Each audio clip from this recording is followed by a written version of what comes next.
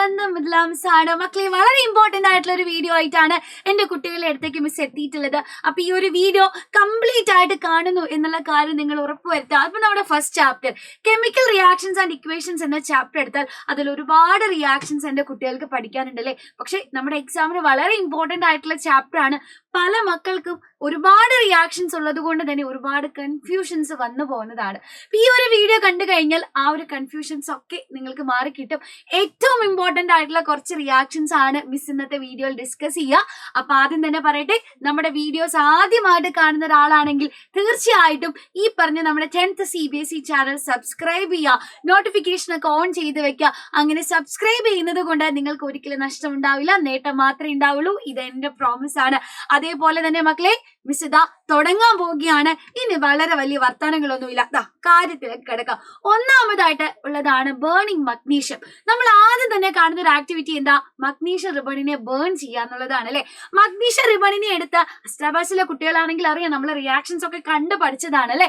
നമ്മൾ അതിനെ ബേൺ ചെയ്യുമ്പോൾ നമുക്ക് കാണാം ഒരു വൈറ്റ് പൗഡർ അവിടെ ഫോം ചെയ്യുന്നുണ്ട്. ആരാണ് വൈറ്റ് പൗഡർ എന്ന് പറയുന്നത്? മഗ്നീഷ്യം ഓക്സൈഡ് ആണ് അല്ലെ. അപ്പൊ ഈ റിയാക്ഷന്റെ ഇക്വേഷൻ എഴുതി കഴിഞ്ഞാൽ നമുക്ക് കിട്ടും യെസ് 2mg പ്ലസ് ഒരു മിനിറ്റ് കേട്ടോ.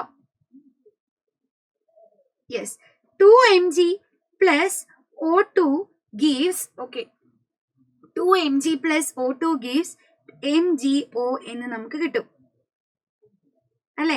ഈ MgO ആണ് നമ്മുടെ മഗ്നീഷ്യം ഓക്സൈഡ്. ഇയാളാണ് ഇവിടുത്തെ വൈറ്റ് പൗഡർ എന്ന് പറയുന്നത് മക്കളെ. അപ്പൊ സ്ഥിരമായിട്ട് ചോദിക്കാറുണ്ട് ഈ വൈറ്റ് പൗഡർ ആരാണ്. അതേപോലെ തന്നെ നമ്മൾ ഇത് ബേൺ ചെയ്യുന്നതിന് മുമ്പേ സാൻഡ് പേപ്പർ വെച്ച മഗ്നീഷ്യം റിബണിനെ ഒന്ന് നമ്മൾ ഇങ്ങനെ ഡ്രൈ ചെയ്യാറുണ്ട്. എന്തിനു വേണ്ടിയിട്ടാ? റബ്ബ് ചെയ്യാറുണ്ട്. എന്തിനു വേണ്ടിയിട്ടാ അങ്ങനെ റബ്ബ് ചെയ്യുന്നത്? ഓൾറെഡി ഫോം ചെയ്തിരിക്കുന്ന മഗ്നീഷ്യം ഓക്സൈഡിനെ റിമൂവ് ചെയ്യുന്നതിന് വേണ്ടിയിട്ടാണ് കേട്ടോ. അപ്പൊ നമുക്ക് വേഗം തന്നെ രണ്ടാമത്തെ റിയാക്ഷനിലേക്ക് പോകാം. അതെന്താ?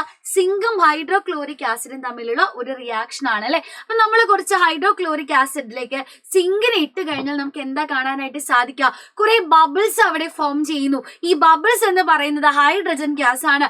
അപ്പൊ ബേസിക്കലി ഒരു ആസിഡ്, ഹൈഡ്രോക്ലോറിക് ആസിഡ് ആണ്. സിങ്ക് ഒരു മെറ്റൽ ആണ്. അപ്പൊ ഒരു ആസിഡും മെറ്റലും റിയാക്ട് ചെയ്താൽ എന്താ സംഭവിക്കുക?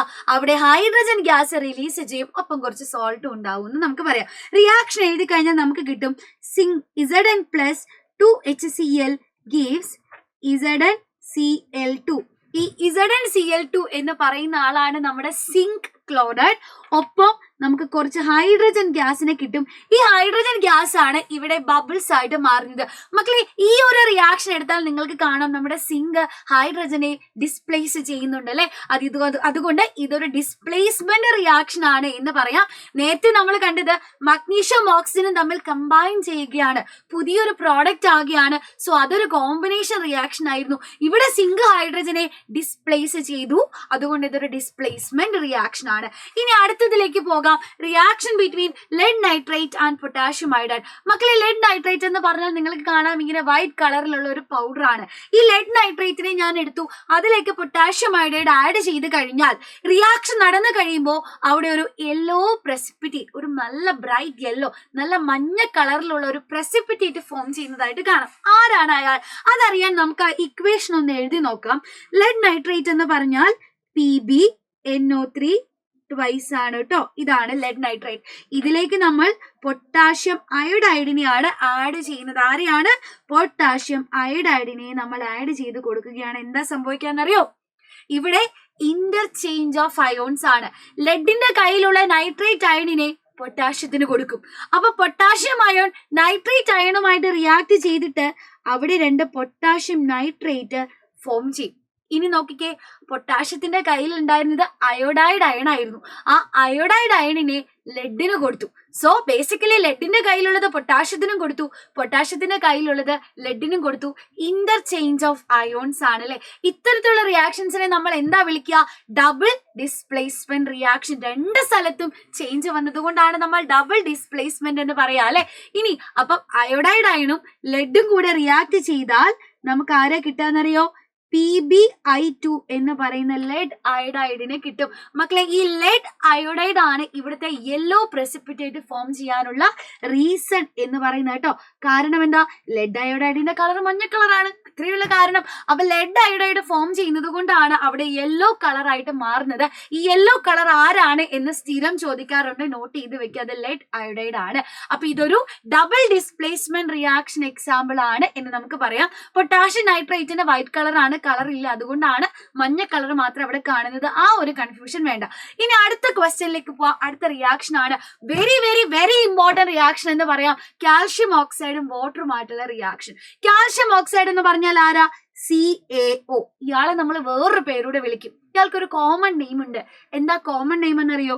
ക്യുക്ക് ലൈം അല്ലെ? ഇയാളുടെ കോമൺ നെയിം ആണ് ക്യുക്ക് ലൈം എന്ന് പറയുന്നത്. സോ കാൽഷ്യം ഓക്സൈഡിനെ നമ്മൾ കുറച്ച് വാട്ടറിലേക്ക് ആഡ് ചെയ്യാണ് അല്ലെ. അവിടെ നമുക്ക് കാണാം ആ വാട്ടറൊക്കെ ഇങ്ങനെ ബോയിൽ ചെയ്യുന്നുണ്ട്. എന്താ കാരണം?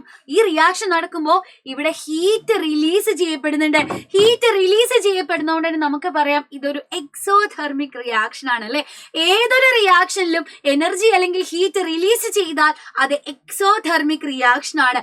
ക്യുക്ലൈമിനെ വാട്ടറിലേക്ക് ആഡ് ചെയ്യുമ്പോൾ ഹീറ്റ് കൂടെ റിലീസ് ആകും, അതുകൊണ്ട് ഇതൊരു എക്സോതെർമിക് റിയാക്ഷൻ ആണ് എന്ന് നമുക്ക് പറയാനായിട്ട് സാധിക്കും. അപ്പൊ മക്കളെ, കാൽഷ്യം ഓക്സൈഡും വാട്ടറുമായിട്ട് റിയാക്ട് ചെയ്താൽ വളരെ ഇമ്പോർട്ടന്റ് ആയിട്ടുള്ള ഒരു പ്രോഡക്റ്റ് നമുക്ക് കിട്ടും. അതാണ് CaOH എന്ന് പറയുന്ന കാൽഷ്യം ഹൈഡ്രോക്സൈഡ്. ഓക്കെ, അപ്പൊ ക്യുക്ലൈമിനെ വാട്ടറിലേക്ക് ആഡ് ചെയ്താൽ നമുക്ക് കിട്ടുന്ന വെരി വെരി വെരി ഇമ്പോർട്ടന്റ് ആയിട്ടുള്ള പ്രോഡക്റ്റ് ആണ് കാൽഷ്യം ഹൈഡ്രോക്സൈഡ്. ഇയാൾക്കും ഒരു കോമൺ നെയിം ഉണ്ട്. ഇയാളുടെ കോമൺ നെയിം ആണ് സ്ലേക്കഡ് ലൈം കേട്ടോ. ലൈം വാട്ടർ എന്ന് പറയുന്നത് ഈ കാൽഷ്യം ഹൈഡ്രോക്സൈഡിനെ വെള്ളത്തിൽ മിക്സ് ചെയ്യുമ്പോഴാണ് ലൈം വാട്ടർ ആയിട്ട് മാറുക. സോ ക്യുക്ക് ലൈമിനെ വാട്ടറിലേക്ക് ആഡ് ചെയ്ത് കഴിഞ്ഞാൽ നമുക്ക് സ്ലേക്കഡ് ലൈമും കിട്ടും, ഒപ്പം കുറച്ച് ഹീറ്റും ഇവിടെ റിലീസ് ചെയ്യും. ഹീറ്റ് റിലീസ് ചെയ്തുകൊണ്ട് ഇതൊരു എക്സോതെർമിക് റിയാക്ഷൻ ആണ്. പിന്നെ അതേപോലെ തന്നെ നമുക്ക് കാണാം കാൽഷ്യം ഓക്സൈഡും അത് നമ്മുടെ ക്യുക്ലൈമും വാട്ടറും തമ്മിൽ കമ്പൈൻ ചെയ്തിട്ട് ഒരു സിമ്പിൾ പ്രോഡക്റ്റ് കിട്ടുന്നു. സോ ഇതൊരു കോമ്പിനേഷൻ റിയാക്ഷനുമാണ്. അപ്പൊ അറ്റ് എ ടൈം ഇതൊരു എക്സോതെർമിക് റിയാക്ഷനുമാണ്, കോമ്പിനേഷൻ റിയാക്ഷനുമാണെന്ന് പറയും. ഇനി നമ്മുടെ അടുത്ത റിയാക്ഷൻ ആണ് ഫെറസ് സൾഫേറ്റ് ക്രിസ്റ്റൽസിനെ നമ്മൾ ബേൺ ചെയ്യാണ്. മക്കളെ, ഫെറസ് സൾഫേറ്റ് എടുത്താൽ നിങ്ങൾക്ക് കാണാം അയാളുടെ ഒപ്പം വാട്ടർ മോളിക്യൂൾസ് ഉള്ളത് കൊണ്ട് ഇതേപോലെ നല്ല ഗ്രീൻ കളറിലാണ്. ഇനി നമ്മൾ ഫെറസ് സൾഫേറ്റിനെ ബേൺ ചെയ്യിക്കുകയാണ്. ഓക്കെ, അപ്പൊ ഫെറസ് സൾഫേറ്റ് എന്ന് പറഞ്ഞാൽ FeSO4 ആണ്. രണ്ട് ഫെറസ് സൾഫേറ്റിനെ എടുത്തിട്ട് നമ്മൾ എങ്ങനെ ഹീറ്റ് ചെയ്തു? ഓക്കെ, നമ്മൾ എന്ത് ചെയ്തു? ഹീറ്റ് ചെയ്യാണ്. അപ്പൊ ഫെറസ് സൾഫേറ്റ് എന്ത് ചെയ്യും? ഈ ഹീറ്റിനെ അങ്ങ് അബ്സോർബ് ചെയ്യും. ഹീറ്റിനെ അബ്സോർബ് ചെയ്തിട്ട് ഇയാള് പുതിയ പുതിയ പ്രോഡക്റ്റ് ആകും. ഓക്കെ, ഒന്നാമത്തെ ആളാണ് ഫെറിക് ഓക്സൈഡ് അഥവാ Fe2O3. ഓക്കെ, രണ്ടാമത് നമുക്ക് കിട്ടുന്ന ആളാണ് സൾഫർ ഡയോക്സൈഡ്. മൂന്നാമത്തെ ആളാണ് സൾഫർ ട്രയോക്സൈഡ്. ഓക്കെ ആണോ? അപ്പൊ ആദ്യം നമ്മുടെ കയ്യിൽ ഫെറസ് സൾഫേറ്റ് ക്രിസ്റ്റൽസ് ഉണ്ടായിരുന്നു, which was in green colour അല്ലെ. ചൂടാക്കിയപ്പോ അയാൾ കളർലെസ് ആയിട്ട് മാറി. എന്തുകൊണ്ടാ? ആ ഫെറസ് സൾഫേറ്റ് അവിടെ ഡീകമ്പോസ് ചെയ്തു അല്ലെ. ഇയാൾ അവിടെ ഡീകമ്പോസ് ചെയ്ത് ഒന്നിലധികം product, more than one product ആയിട്ട് മാറി.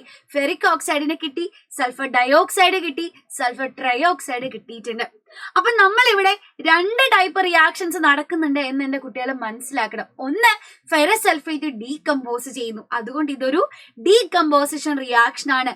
രണ്ട്, ഹീറ്റിനെ അബ്സോർബ് ചെയ്തിട്ടാണ് ഡീകമ്പോസ് ചെയ്തത്, അതുകൊണ്ട് ഇതൊരു എൻഡോതെർമിക് റിയാക്ഷനും കൂടിയാണ്. സോ ഇതൊരു എൻഡോതെർമിക് റിയാക്ഷനുമാണ്, ഡീകമ്പോസിഷൻ റിയാക്ഷനുമാണ് എന്ന് പറയാം.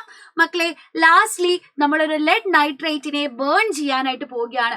മക്കളെ, ലെഡ് നൈട്രേറ്റിനെ ബേൺ ചെയ്ത് കഴിഞ്ഞാൽ ആ റിയാക്ഷൻ കഴിയുമ്പോൾ നിങ്ങൾക്ക് ഇവിടെ കാണാം നല്ല ബ്രൗൺ ഫ്യൂംസ്, ബ്രൗൺ കളറിലുള്ള പുക പുറത്തേക്ക് വരുന്നതായിട്ട് കാണാം. അതിനെന്താ റീസൺ എന്നറിയോ? ഞാൻ പറഞ്ഞു തരാം. ലെഡ് നൈട്രേറ്റ് എന്ന് പറഞ്ഞാൽ ഓൾറെഡി നമ്മൾ ഫോർമുല പഠിച്ചു. എന്തായിരുന്നു ലെഡ് നൈട്രേറ്റിന്റെ ഫോർമുല? PbNO3 ട്വൈസ് അല്ലെ.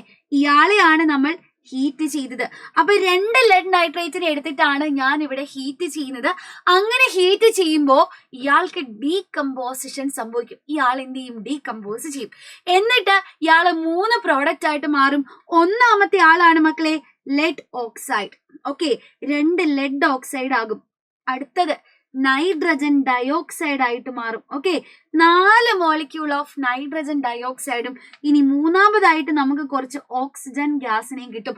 മക്കളെ, ഈ നൈട്രജൻ ഡയോക്സൈഡ് ഫോം ചെയ്യുന്നത് കൊണ്ടാണ് ഇവിടെ ഒരു ബ്രൗൺ കളർ ഉണ്ടാവുന്നതായിട്ട് കാണാനായിട്ട് സാധിക്കുക.